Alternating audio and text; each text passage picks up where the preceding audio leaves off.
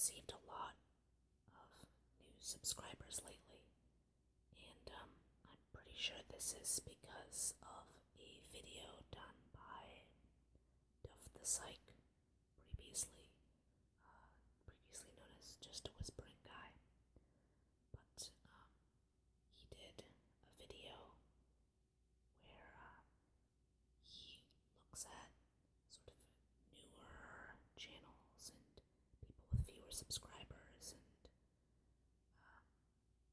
gives channels like mine a sort of look through and some basic advice.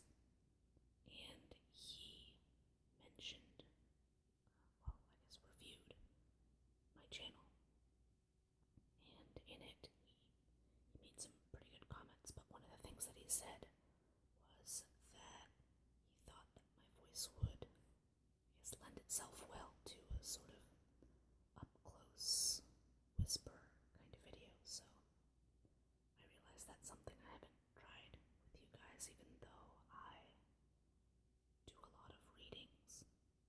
So I figured I would try that today. So that's why my face is so close to the camera. And we will see if this actually works out. It's a little bit weird for me. I can sort of have my face so close. I'm used to sort of being back here and pretending like the camera is another person, just at a sort of normal distance. But having it up here is very different. I'm sort of looking over it, not at it. So, for today's video, I'm going to be doing another reading, so that's going to be close up, but I'm going to back up a little bit to show you guys what I'm going to be reading from. So this was my dad's copy. I guess it's mine now, but of Pale Fire by Vladimir Nabokov. Those of you who regularly follow my channel, or at least those of you who have followed it for a long time, would know that I really like books by Nabokov, and just stuff he writes. Basically, I love his writing style, and this is something that I have really enjoyed reading because it's very stylistically different. So all of the contents of this book are written by Vladimir Nabokov. In the universe of the book, there are two writers. One poet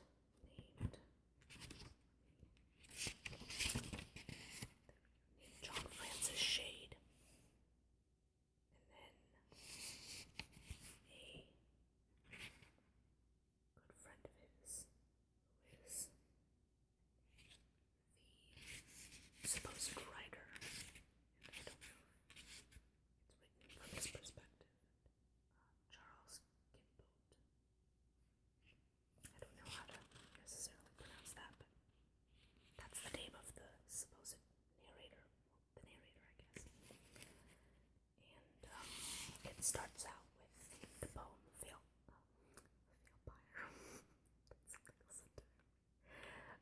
Fire. Sorry. And then, which again, in this fictional universe, the poem was written by John Francis Shade, and then a interpretation by Charles Kinboat's poem kind of goes like this. It's a very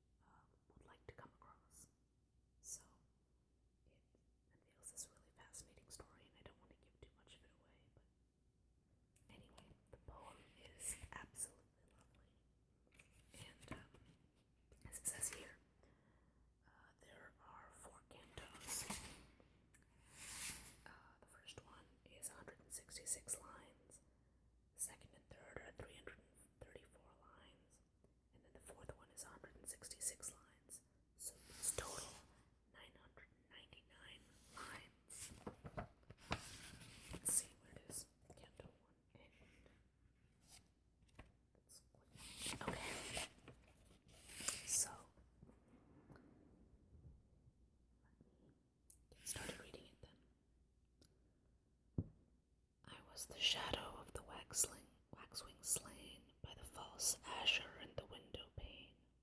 I was the smudge of ashen fluff, and I flew on in the reflected sky, and from the inside too I duplicate myself, my lamp and apple on a plate. Uncurtaining the night, I'd let dark glass hang all the furniture above the grass, and how delightful when a fall of snow covered my clips of lawn and reached up so as to make a chair and bed exactly stand upon that snow out in that crystal land. Retake the falling snow, each drifting flake shapeless and slow, unsteady and opaque, a dark dull white against the day's pale white, and abstract larches in the neutral light, and then the gradual and dull blue, as night unites the viewer and the view, and in the morning diamonds of frost express amazement, whose spurred feet have crossed from left to right the blank page of the road, reading from left to right in winter's code, a dot and arrow pointing back, repeat, dot arrow pointing back, a pheasant's feet, a torquated beauty, a sublimated grouse, finding your china right behind my house. Was he not Sherlock Holmes, the fellow whose tracks back when he reversed his shoes? All colors make me happy, even gray. My eyes were such that literally they took photographs whenever I'd permit, or with a silent shiver order it. Whatever in my field of vision dwelt, an indoor scene, hickory leaves, the svelte stilettos of a frozen still aside, was printed on my eyelids nether side. Whether it would tarry for an hour or two, and while this lasted all I had to do was close my eyes to reproduce the leaves, or indoor scene or trophies of the eaves. I cannot understand why from the lake I could not make out our front porch when I take Lake Road to school, whilst now, although no tree has intervened, I look but fail to see. Even the roof, maybe some cork in space, has caused a fold or furrow to displace the fragile vista, the frame house between Goldsworth and Wordsmith on its square of green. I had a favorite young shagbark there, with ample dark jade leaves and a black spare, vermiculated trunk. The setting sun bronzed the black bark around which, like undone garlands, the shadows of the foliage fell. It is now stout and rough, it has done well. White butterflies turn lavender as they pass through its shade, where gently seems to sway the phantom of my daughter's little swing. The house itself is much the same. One wing we've had revamped. There's a solarium, there's a picture window flanked with fancy chairs. TV's huge paperclip now shines instead of the stiff vein so often visited by the naive, gauzy mockingbird, retelling all the programs she had heard, switching from chippo chippo to a clear dooey dooey, then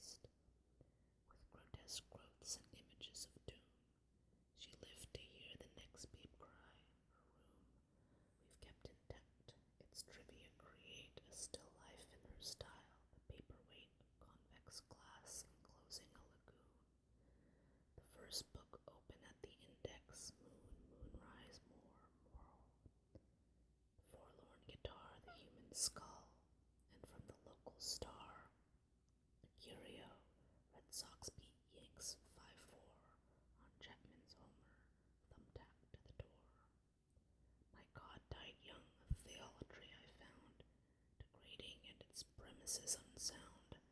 No free man needs a god, but was I free? How fully I felt nature glued to me, and how my childish palate loved the taste. Have fish, have honey, of that golden paste. My picture book was at an early age, the painted parchment papering or cage, mauve rings around the moon, blood-orange sun, twinned iris, and that rare phenomenon. The iridule, when beautiful and strange, in a bright sky above a mountain range, one opal cloudlet in an oval form reflects the rainbow of a thunderstorm, which in a distant valley has been staged, for we are most artistically caged. And there's the wall of sound, the nightly wall, raised by a trillion crickets in the fall, impenetrable halfway up the hill. I'd pause in thrall of their delirious thrill. That's Dr. Sutton's light, that's the Great Bear. 1,000 years ago, 5 minutes were equal to 40 ounces of fine sand. Outstare the stars, infinite foretime and infinite after time above your head. They close like giant wings and you are dead. The regular vulgarian, I dare say, is happier. He sees the Milky Way only when making water. Then as now, I walked at my own risk, whipped by the bough, tripped by the stump, asthmatic, lame, and fat. I never bounced a ball or swung a bat. I was the shadow of the waxwings slain by faint remoteness and the window pane. I had a brain, 5 senses, one unique, but otherwise I was a clowdish freak. In sleeping dreams I played with other chaps, but really envied nothing, save perhaps the miracle of a lemniscate left upon wet sand by nonchalantly deft bicycle tires, a thread of subtle pain. Top death, by playful death, released again, but always present, ran through me one day when I just turned 11 as I lay prone on the floor and watched by a clockwork toy, a tin wheelbarrow pushed by a tin boy, bypass chair legs and stray beneath the bed. There was a sudden sunburst in my head, and then black night, the blackness was sublime. I felt distributed through space and time, 1 foot upon a mountaintop, 1 hand under the pebbles of a painting strand, 1 ear in Italy, 1 eye in Spain, in caves my blood and in the stars my brain. There were dull throbs in my Triassic green, optical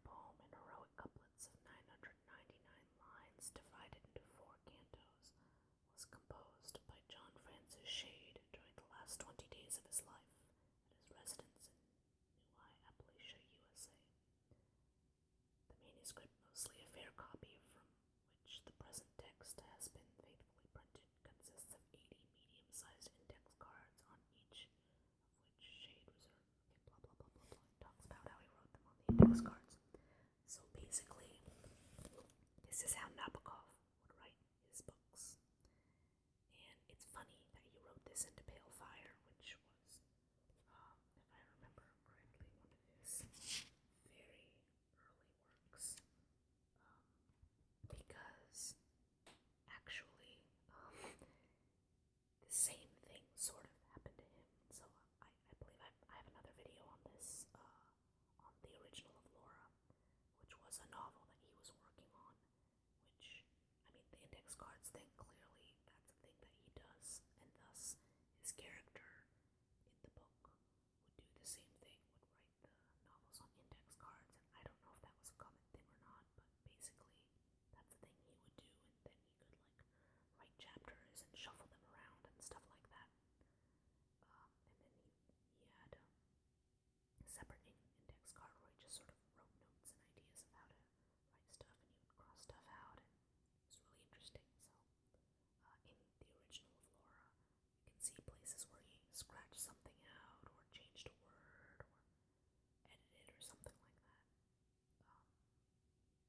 But yeah, basically this happened to him, where this is what he was working on when he died, and I don't think this is mentioned in Pale Fire, but in his own life, his dying wish was to have the cards burned, and his wife held on to them because she couldn't bring herself to burn them, but didn't want to do anything with them because clearly he didn't want them published. And so then she died still in possession of these cards, and her son owned them, and by this point he'd become such a famous writer that his son felt like it would be a shame to not publish this. So he published it with the insisting that it was published as is. So the book has like scans of the cards, and you can actually, the copy I have at least, you can actually punch out the index cards and sort of read it as if it was written on index cards like that. So anyway, that is, I think, a really fascinating parallel between sort of key part of this book and what happened in real life to him. But yeah, it shows that he put a lot of himself into the John Shade character, which, I mean, is fair because he wrote the poem, and his character in the fictional universe, his character is the one who wrote the poem. So, of course, there's going to be some parallels. But anyway, yeah, I don't want to spoil too much if this kind of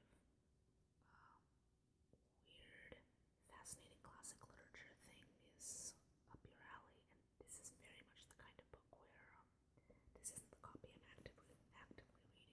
I got a separate copy because my copy has like underlinings and things that I refer back to, and just all this stuff. You're constantly like, basically I have a bookmark as to where I am in the book and another bookmark as to where I am in the poem, so that I can always like, read where I am and then go back and be like, oh, here's line 70, this is what it's saying, this is what the part of the poem is. And then there will also be parts where they're like, okay, see line 60, see line 61 for more, so then I go back and find line 61 and read that, and go back and see what was written about line 61 so I can remember, and then I go back to, okay, now I remember. So there's a lot of going back and forth, and it's almost like, I mean, if you read the book as intensely as I'm, I guess, reading it, it's almost like something you would read for a class, is how much effort you put into this. Although it's totally possible to just read the poem and then read the book and just make your way through it like that, and you will still get the story out of it, and like you'll get the full story, and it'll be awesome. You're not necessarily required to